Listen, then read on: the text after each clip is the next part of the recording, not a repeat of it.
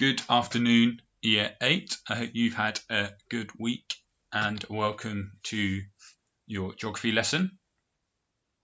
As normal, let's quickly just remind ourselves what we need for today's lesson. You're going to need a blank Word document open or a paper and pen.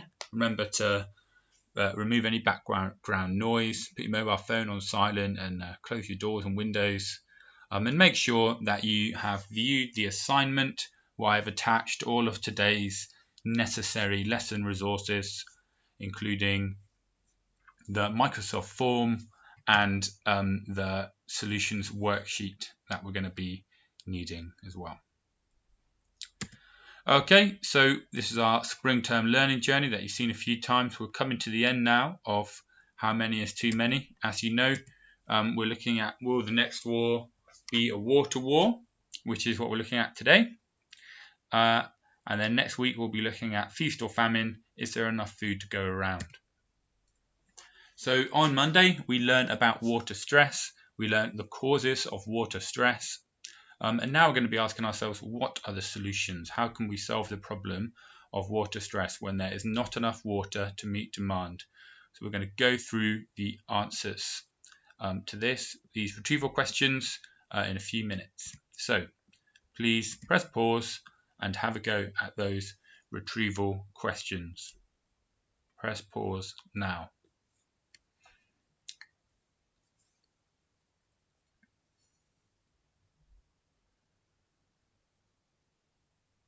Okay, we're going to go through the answers now.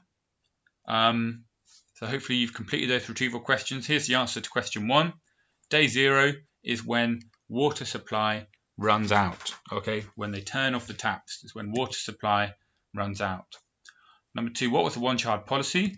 Now this is a policy in China which only allowed couples to have one child in towns and cities. Now there were exceptions in rural areas, and this policy has been scrapped now in 2015, and it was obviously introduced to stop population growth, rapid population growth, which was causing widespread famine, and there to be kind of a lack of resources to meet their demand. So they were under food insecurity, water stress, there wasn't enough energy, large amounts of homelessness.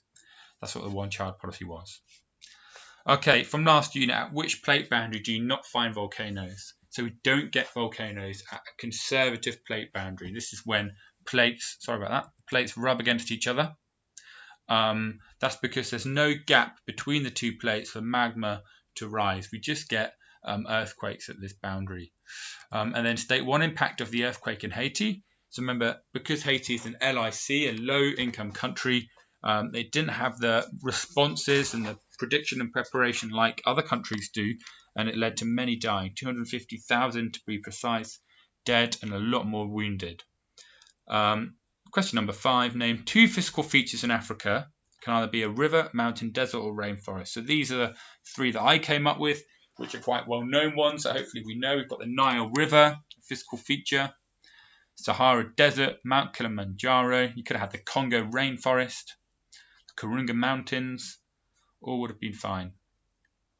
Right then, that's that. We're going to move on. Make sure you've got those answers written down on your piece of paper or on your Word document. So feedback from last lesson's work. You know what, we did so well this on Monday with our Microsoft form. I had so many of you achieve 100%. So if you're any one of these people, well done. You've got all the questions right on the forms. I'm really pleased with you. You've made some brilliant progress so far. So just have a look to make sure to see if your name is on there. If it's not on there, can you get on it on Monday? In regards to how we did, we had 85 responders, which was good, a lot more than we've had recently. 82% of us can define water stress correctly. So when there's not enough water supply to meet water demand. 93% of us knew that Cape Town was in South Africa. That's right, it's the capital.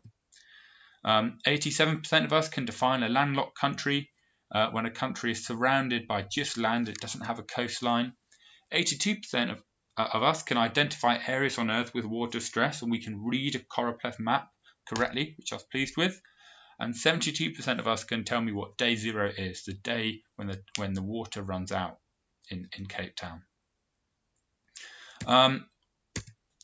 Also a bit of feedback, the start of the week in regards to the classwork. I was really impressed with the classwork from these people, so well done if your name is on there.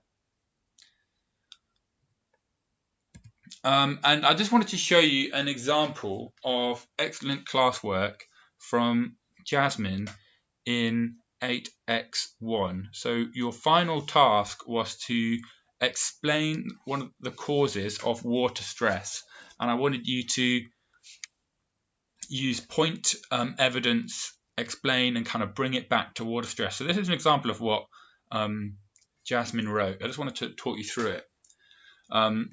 So one cause of water stress is overpopulation. Fantastic. She's given me the point.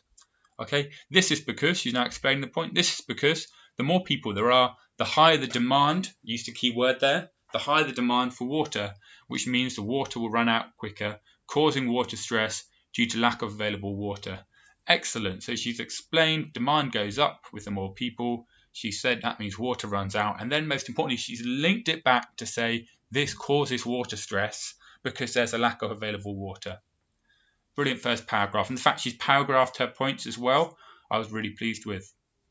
Another cause of water stress is physical location, landlocked, which means that it doesn't have a coastline and is surrounded by other countries. Good start to her point. She's just defined one of the words, what landlocked means. This leads to water stress because they have less access to water than countries such as the UK, which is an island, so we would have easier access to water. Okay, so she's made another point here. Now what she needs to do is explain that point. The point she's made is countries that are islands, like our island, like our country, the UK is an island, we have easier access to water. Well, why is that? And why does landlocked countries not receive much water? She goes on to explain. Also in landlocked countries, there would be less rainfall because rain is blown in from the coastline. If a country doesn't have one, it would get less rain, meaning less water. So she's explained why places like our country, the UK, gets lots of rainfall because we're on the coast and rain gets blown in from the ocean, from coastlines, because that's where the water evaporates over oceans and over seas. Whereas if you're in a landlocked country, you're not going to get much rain coming in because you're not surrounded by water. Therefore, there's not going to be much rain blown in, which is why landlocked countries have less water. I thought it's a really good explanation. And then she paragraphed her third point. Because there's 6 marks, you can get 2 marks a point. Another cause of water stress is poor technology. This is because lots of people access their water through taps, but in developing countries, they may use bad technology, such as water tank, that just collects rainwater. Now, one thing she could do here is give me an example of a developing country. She could say, for example, in South Africa, they don't all use taps, and some of them just have water tanks to collect rainwater. So she could have given me an example of a country there.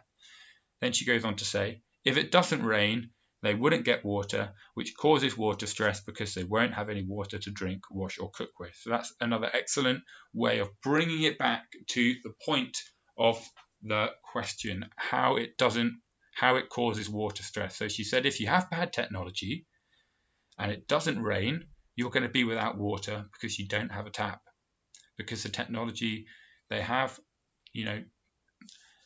isn't sufficient in relieving their water stress. So well done, Jasmine, really pleased. Okay, so quick reminder then, bit skills practice. I want you to use the pictures from memory and identify the 6 causes of water stress. So on your piece of paper or on your Word document, identify the 6 causes of water stress from these pictures. They're the same from last lesson. Off you go.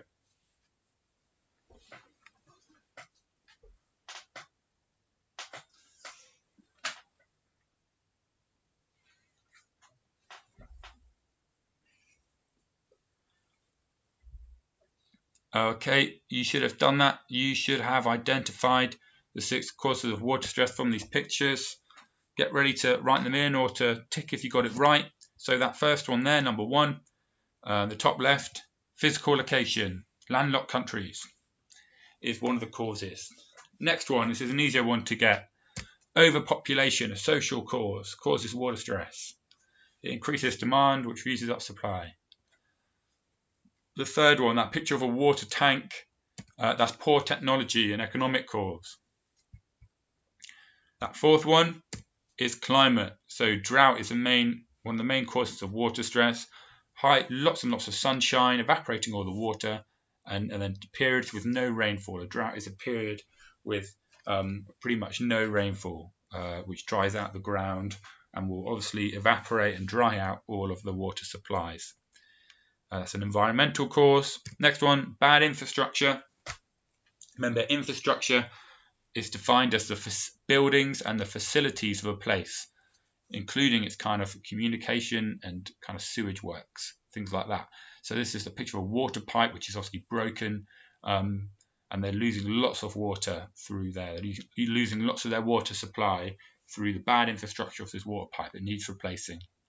And again, that's an economic cause, which is the other main reason: lack of money. People cannot afford the technology, they cannot afford to improve their infrastructure, they cannot afford to pay their water bill, for example. So there are 6 causes. Well done if you got all 6 of those right. Give yourself a tick if you got them right. If you missed any, make sure you write them in. Okay, well done, year 8. Moving on now. So we're looking at solutions, and all solutions these days have to be what's called sustainable. Otherwise, they just create problems for the future. So we need to understand this word sustainability, because we're going to be revisiting it regularly on our geography journey this year and over the next few years, if you pursue the subject. So what is sustainability? And sustainability is a word which is strongly linked with climate change, and it's a word generally which people are trying to live to be. People are trying to live sustainable lives. So the first task is I want you to copy and complete the definition of sustainability below. So I've got the definition there. You just need to put the key words in, the word banks at the bottom of the slide in the orange. And then task 2, copy the diagram above. Can you think of ways we can reduce or reuse water? So just press pause and have a go now at doing those 2 tasks. So copy and complete the definition and copy that diagram above.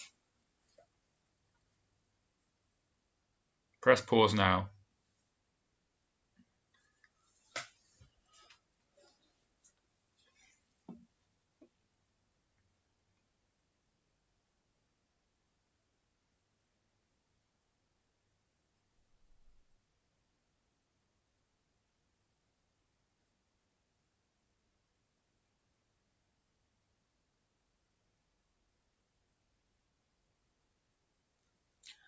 Okay, yeah, 8, you should have done that. Let's have a look at the answers. So, task 1, copy and complete the definition of sustainability below. Sustainability is understanding how to meet the needs of the present without damaging the needs of the future generations to meet their own needs. So how can we meet today's needs without damaging the needs of future generations and their ability to meet their own needs? So well done if you got that right. It wasn't too hard.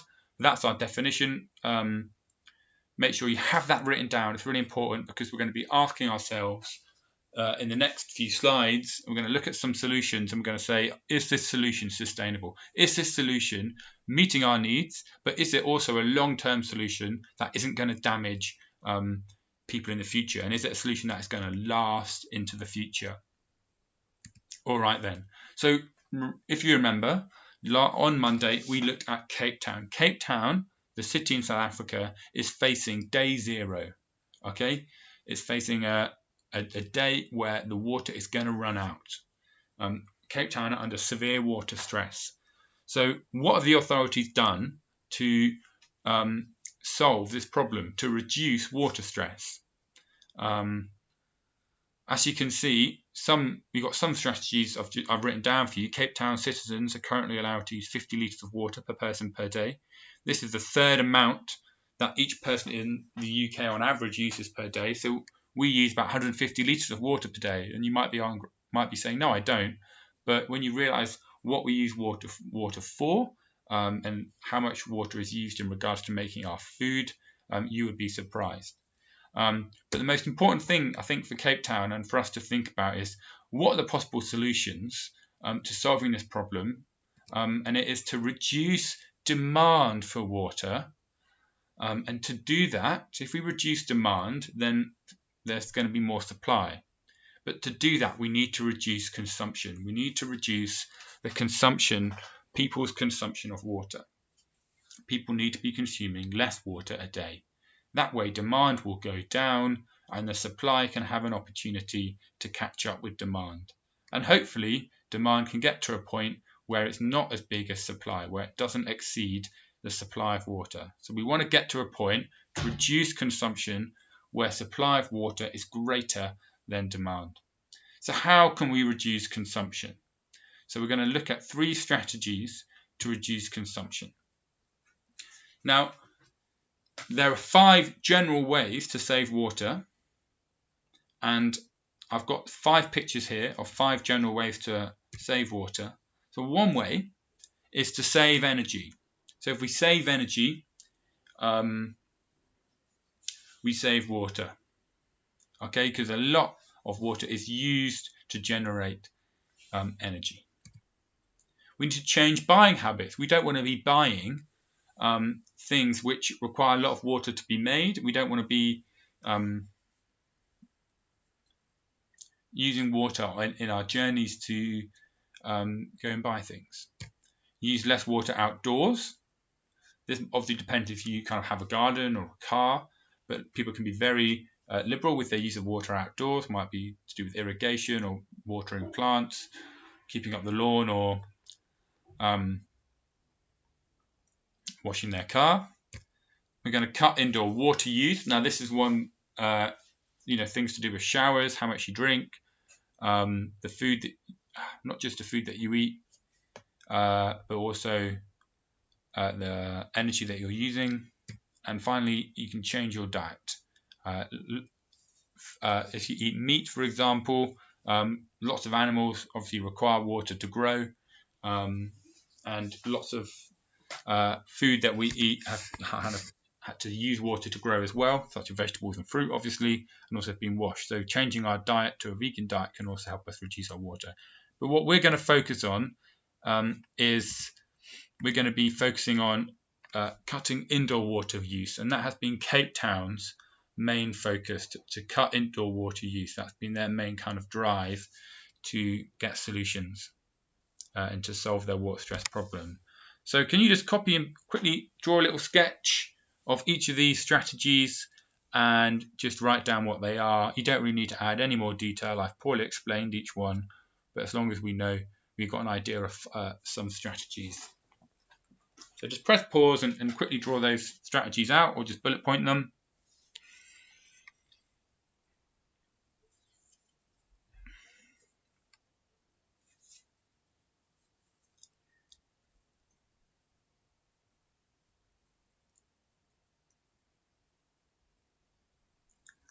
Okay, year 8, hopefully you've done that.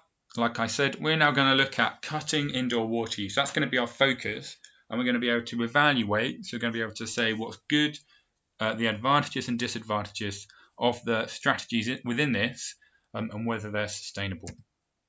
So, like I said, we're going to look at 3 strategies to cut indoor water use, and we're going to fill in the solutions table which is attached to your assignment. So right now, make sure you get your assignment up on your Microsoft Teams, and attached you should find something called Lesson 9. We're on Lesson 9, Solutions Table. Make sure you click that one,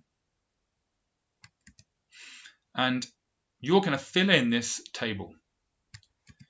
So what you need to identify, and these are just the columns on the table above. You need to know what strategy is, what the advantages are, what the disadvantages are, and if it is sustainable, and why not. So I've got a picture of the 3 strategies here, so I'm just going to move on. So to do that, this is what your table should look like. So we've got 2-minute showers is one strategy, 50-litre limit per person is another, and general water conservation strategies. All of these are indoor strategies. What you need to do is you need to read through the 3 strategies by clicking on the links below. So you've got a link for each strategy, and that's also, these links can also be found on your assignment. They can be found on the Word document, and they can also be found in the description area of this YouTube video. I've put them in. So there should be no issues with being able to access the links. Copy and paste those links into your browser, read the links, and then I want you to complete the solution table. So tell me what each strategy is, tell me the advantages, disadvantages, and if they're sustainable. Okay, hopefully that makes sense. Just raise your hand in the meeting or drop me an email if you've got any questions or problems with what you're doing.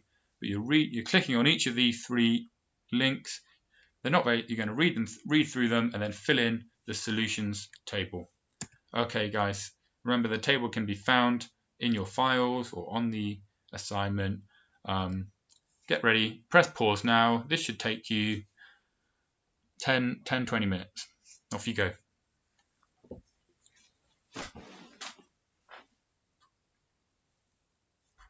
Press pause and do the task if you haven't already.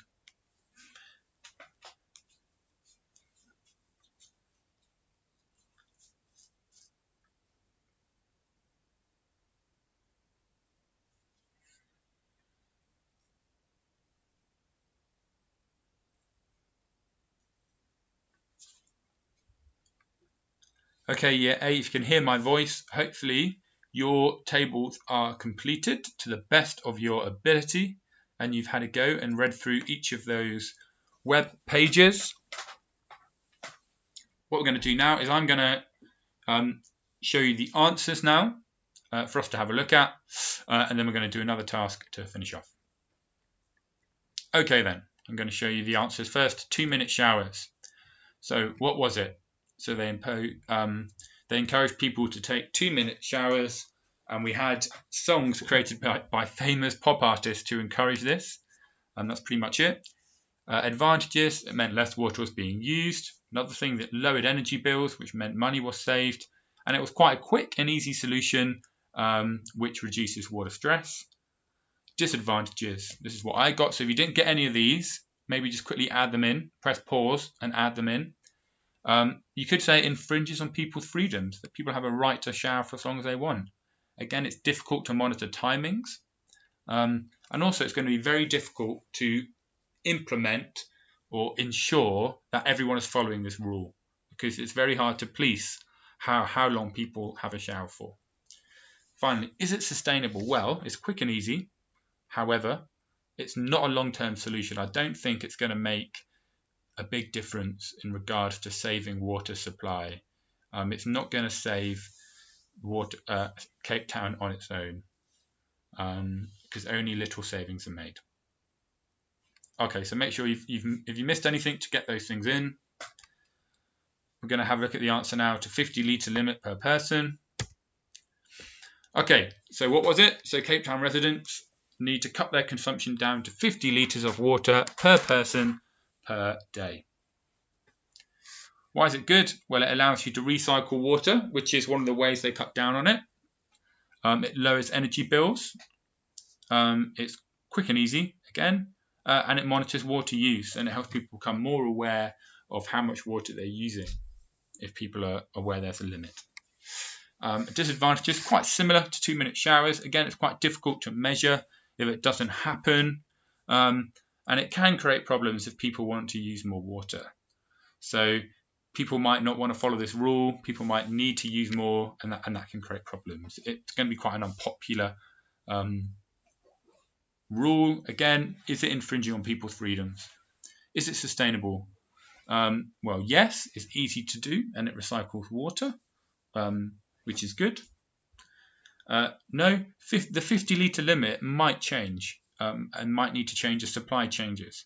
So in the next few years, there might be even less rainfall, and there might even be a smaller supply of water available to Cape Town. Therefore, 50 litres isn't going to be enough. They might need to reduce it to 40 litres. So it might be subject to change. And also, yeah, I think that's the main reason. I've kind of repeated the same reason there as well. Supply of water could change, therefore the solution would need to change. Finally, did you get for water conservation? Some of the strategies were reusing shower water, which doesn't sound very nice. Limiting toilet flushing, which is probably even worse. So you'd only flush The toilet, if it was a number 2, and if it was a number 1, you'll just leave it. Watering plants at night and eating food that requires less water, or all kind of strategies people can use. What the advantage is? Again, it's a quick and easy method to reduce water use. It lowers energy bills, so people are going to be keen to do it. People get to choose which strategy they want to use. So, it's not just you have to do this one. There are kind of different ones you can do. And again, it's fairly easy to measure within households, the watering plants at night, the reusing shower water, the eating food that requires less water. Again, difficulties, it's infringing on people's freedoms. People might not like reusing shower water or not always flushing. People might not want to change their diet. For example, the main recommendation is to go from eating meat to plant-based products because meat requires a lot of water to be grown and harvested. Is it sustainable? Yes, but it requires long-term behaviour and dietary change. No, this might be unpopular. There's no guarantee that people in the future will want to carry on with these strategies, and it will prove unpopular. Okay, so this is what your table should look like. You should have most of these points down, but you should have something in each of the boxes. That's important. Hopefully you didn't find that too hard. A bit of independent research for you there. Final task for today is you can choose. Okay, so you need to use that table, the solutions table, the worksheet. So using your worksheet, please complete. You can either choose task 1 or task 2. Task 1 is to write a letter to the President of South Africa. Tell him which strategy you think he should use and why. And I've got you a little sentence starter and kind of frame to write to Mr. President of South Africa, to just give you some ideas. Or you can choose to do task 2, which is to create a poster informing the public about what they can do to reduce water use and the importance of sustainable water management. So imagine you're kind of in charge of implementing these new water policies for the government. You need to create a poster which is easy to understand to let the public know, the people of Cape Town know what they can do to reduce water, and let them know why it's important that you have sustainable water management. So in your poster, you need to include ways Cape Town is reducing water use, why is it important to be sustainable, and what can individual people do to reduce their water use. If you need more information, you can use the links which you were looking at earlier. That will also help you, and obviously you can use your table. Hopefully that makes sense of what you've got to do. Obviously on the poster, you can do it on a piece of paper or on a PowerPoint or on a Word document. I don't mind, and I don't mind how you write your letter, as long as you submit it to me, obviously. Okay, hopefully there aren't any questions. If you do have a question, raise your hand or drop me or Mr. Bell an email and we'll address them. But hopefully that makes sense. So press pause and get on with the task. Press pause now.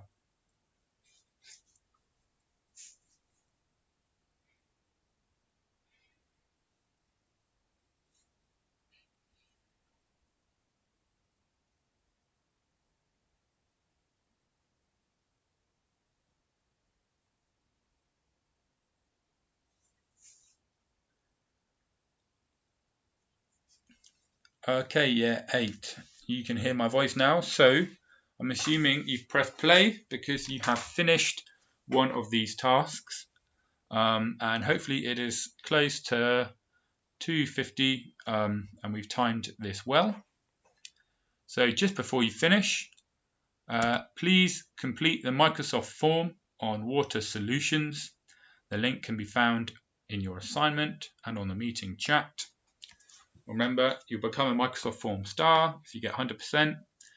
And remember to attach and submit your work via the assignment or email to me at georgem@harrismerton.org.uk. Like I said every week, it's so important you submit your work to me so I can tick you as having submitted and being present and engaged in the lesson. It will be a real shame if you've done lots of work but I haven't seen it. And of course, when you turn it in on your assignment. Make sure you attach it. Lots of you just click turn it in and there's no work attached. Make sure you attach the work through the assignment. Okay, year 8, well done for working hard today.